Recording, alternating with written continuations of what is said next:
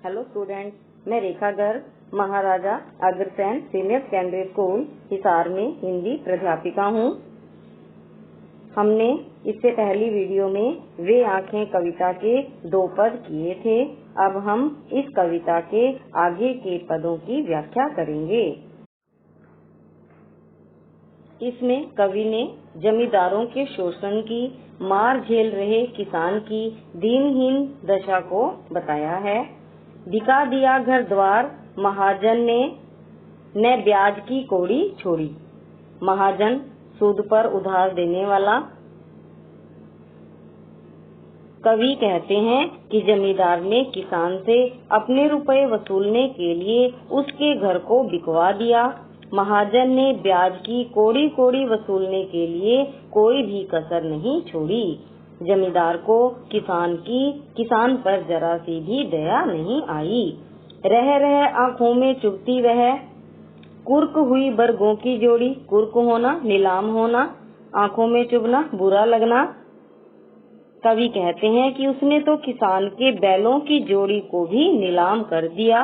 उन बैलों की याद किसान की आंखों में चुभती रहती है। उजरी उसके सिवा किसे कब पास दुहाने आने देती। उजरी सफेद, दुहाने दूध दोहने के लिए। वह जो गाय थी वह उसकी प्यारी सफेद गाय थी। जमींदार था, वह उस गाय को भी खोलकर ले गया। वह गाय किसान के अलावा किसी को भी अपने पास दूध दोहने के लिए नहीं आने देती थी।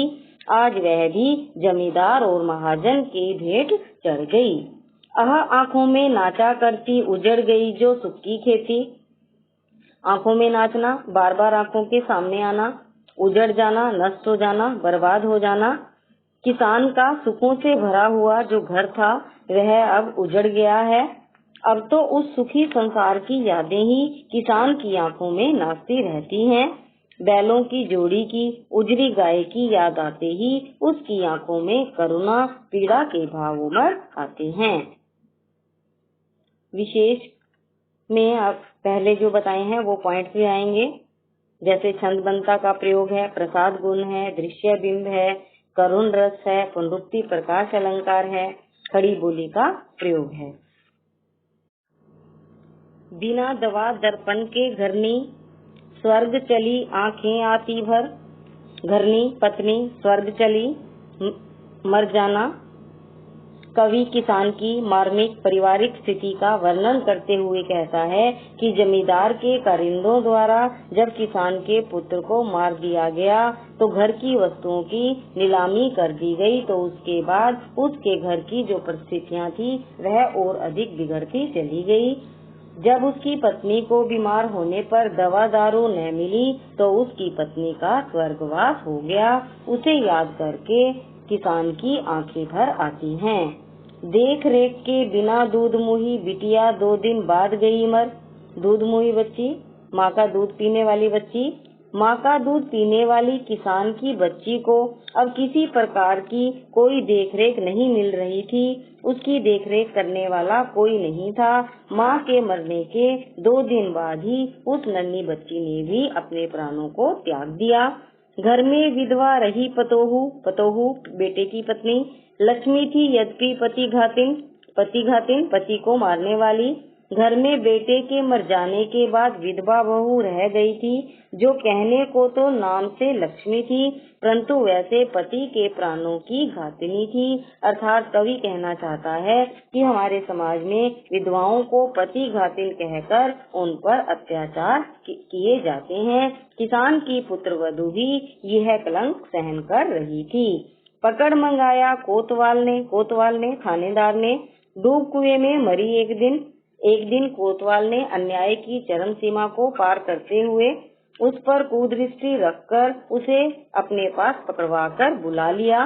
वह इस कलंक को सहन नहीं कर पाई और एक दिन कुएं में डूबकर अपनी जान दे दी। किसान का तो जैसे पूरा परिवार ही बिखर गया था। उसकी याद किसान की आंखों में पीड़ा के भाव को जगा देती है।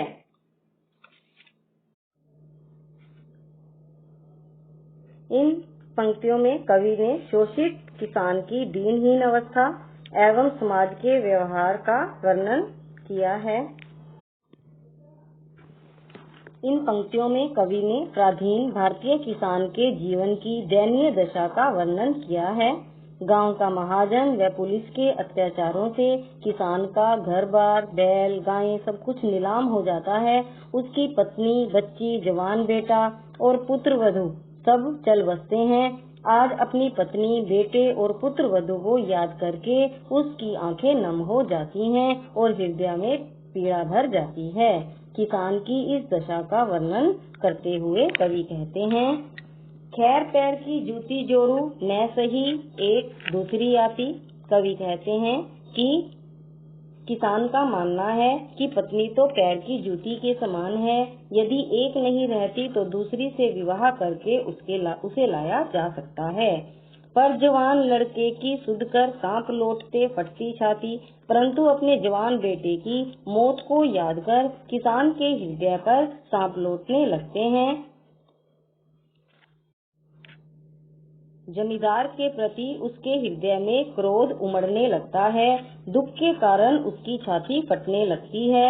कवि का यहाँ अभिप्राय यह है कि किसान को अपनी पत्नी के मरने से ज्यादा दुख अपने जवान बेटे की मौत का है।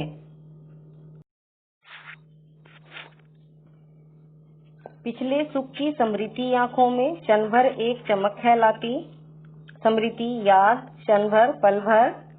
कवि कहते हैं कि किसान की आंखों में जब अपने पारिवारिक सुखों की याद उभर आती है, तब क्षण भर के लिए उसकी उदास, पीड़ा से भरी आंखों में चमक आने लगती है।